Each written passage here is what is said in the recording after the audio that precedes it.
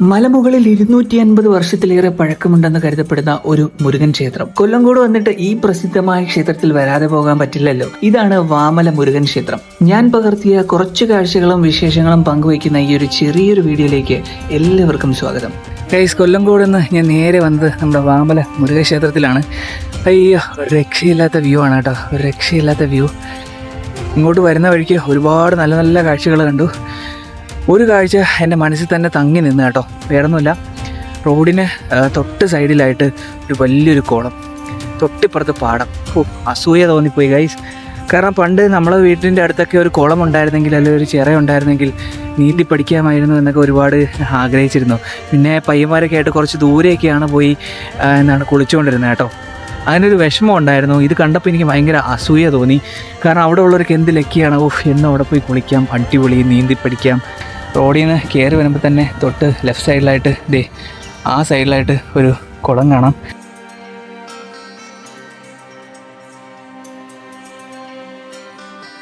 പടികളുണ്ട്, അതായത് നമ്മളെ കുഞ്ഞു കുഞ്ഞ് കല്ലിൽ തന്നെ കുഞ്ഞു കുഞ്ഞു പടികൾ ഇതുപോലെ കൊത്തി വെച്ചിട്ടുണ്ട്. നേരെ കാണുന്നത് അമ്പലമാണ് കേട്ടോ. ഞാനിങ്ങനെ പടികൾ കയറി മുകളിലേക്ക് പോകുന്ന സമയത്താണ് ഒരു കൂട്ടം ആട്ടിൻകുട്ടികളെ കണ്ടത്. അവരിങ്ങനെ മേയുന്നത് നോക്കി ഞാൻ കുറേ നേരം നിന്നു. മനസ്സിന് എന്തെന്നില്ലാത്തൊരു സന്തോഷമായിരുന്നു. അപ്പോൾ മലയുടെ മണ്ടയിലത്തെ മുരുക ക്ഷേത്രത്തിൽ ഞാൻ ആദ്യമായിട്ടാണ് കേട്ടോ വരുന്നത്. ഇങ്ങനെ ഒരു ക്ഷേത്രത്തിൽ ഞാൻ ഇതുവരെയും പോയിട്ടില്ല. മുരുക ക്ഷേത്രത്തിൽ തന്നെ ഞാൻ വളരെ റെയറായിട്ട് കുറച്ച് അമ്പലങ്ങളിൽ മാത്രമേ പോയിട്ടുള്ളൂ കേട്ടോ. ഇത് ഭയങ്കര സ്പെഷ്യലാണ് എന്തായാലും. പാലക്കാട് പല്ലാവൂരിൽ നെല്ലിയാമ്പതി മലനിരകളുടെ മനോഹരമായ പശ്ചാത്തലത്തിൽ സ്ഥിതി ചെയ്യുന്ന അതിപുരാതനമായ ഒരു മലയോര ക്ഷേത്രമാണ് വാമല ശ്രീ മുരുകൻ ക്ഷേത്രം.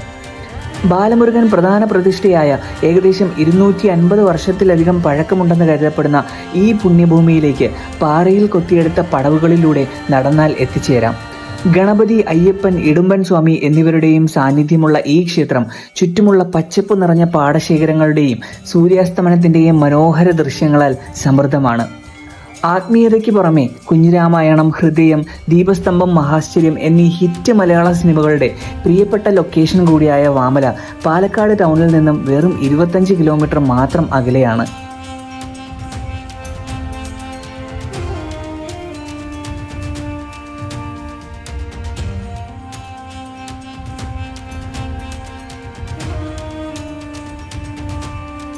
പേരെന്താ സ്വാമിയുടെ?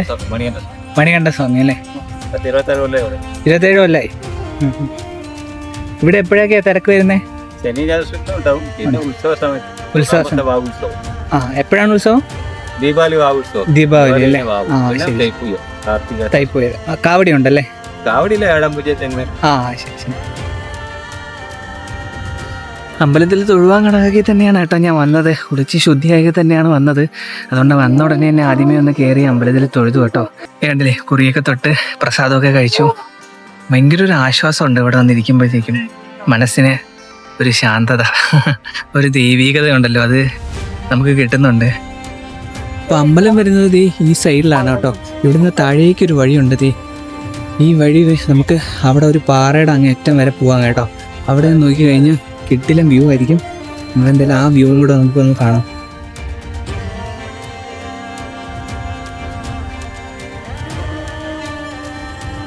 അമ്പലത്തിനടുത്തായി ഒരു പാറയുണ്ട്. പാറയിൽ ഹനുമാൻ പാദം എന്ന് എഴുതി വെച്ചിട്ടുണ്ട്.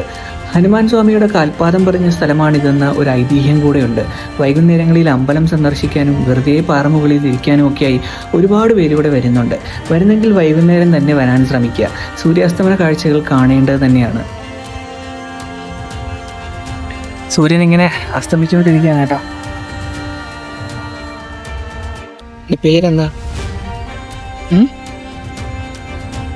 സുന്ദരനാണല്ലോ നീ.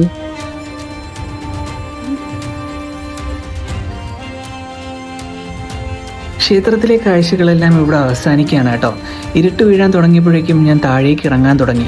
ജീവിതത്തിലെ മറ്റൊരു മനോഹരമായ സായാഹ്നം കൂടി കടന്നുപോയിരിക്കുന്നു. എൻ്റെ ഈ കുഞ്ഞു വീഡിയോ ഇഷ്ടപ്പെട്ടെങ്കിൽ ലൈക്ക് ചെയ്യാനും സബ്സ്ക്രൈബ് ചെയ്യാനും മറക്കണ്ട.